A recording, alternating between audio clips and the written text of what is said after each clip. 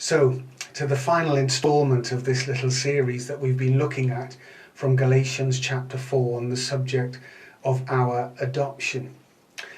The last thing which needed to happen in order to bring about our adoption, we read in verse 4 of this chapter, is that Christ redeemed those who were under the law, that we might receive the adoption as sons. The last act was redemption.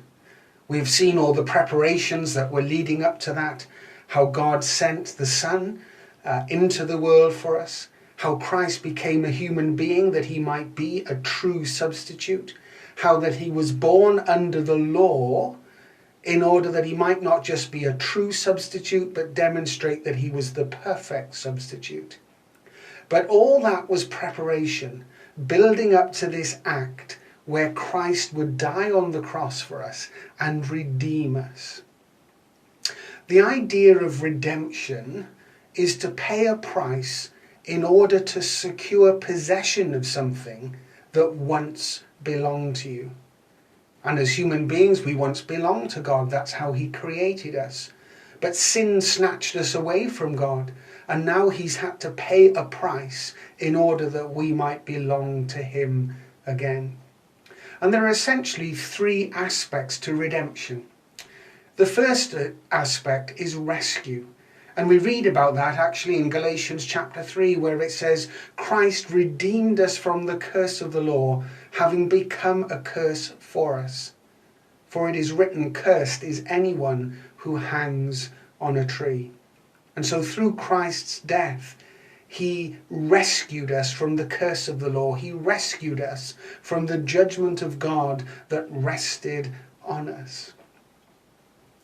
The second aspect, adding to rescue, is ransom. This whole idea of being set free. We've already seen how we have been captive to sin. We are slaves to sin. And we need to be ransomed. We needed to be set free. And that's the idea that's brought to us in 1 Peter chapter 1 and verses 17 and 18, where it says that we are not redeemed or we're not ransomed with corruptible things, such as silver and gold, from the vain tradition of our fathers, but with the precious blood of Christ, as of a lamb without blemish and without spot. And so Christ's death, that price he paid, ransomed us. It set us free. And then the third aspect of redemption is restoration. We read these words in Revelation and chapter 5. It says, worthy are you to take the scroll and to open its seals, for you were slain, and by your blood you redeemed a people for God, from every tribe and language and people and nation. And the idea of the word there is this idea of restoration. Because of that price Christ paid for us, we now belong to him again. It comes from the idea of the marketplace, where if you go down to a shop or into a market and there's an item that you want, you would exchange money for that item, and then that item would belong to you. And so this is what happened.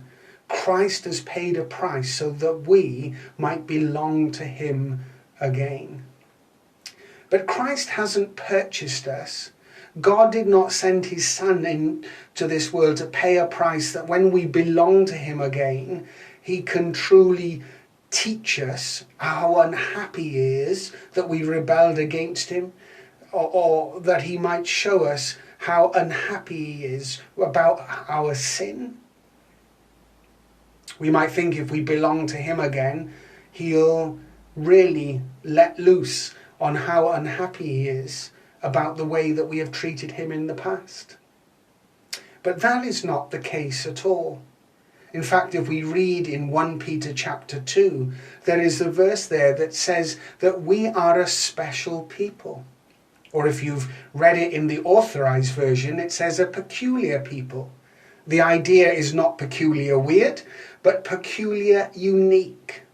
And my understanding is that the meaning behind that word, special or peculiar, is something valued, something precious, because of the great price paid for it. And so what we see is that when Christ died on that cross for us, when he paid that redemption price, it was a price that would rescue us from the judgment of God. It was a price that would set us free from the power of sin, and a price that would restore us into a relationship with God as our Father and Christ as our brother. But more than that, we belong to God as people who are treasured and precious to him. And that is demonstrated by the fact that Christ was willing to lay down his life for us. That was demonstrated to us by the fact that God was willing to send his Son. We are so precious to him that the Father and Son would go to such lengths to adopt us into their family.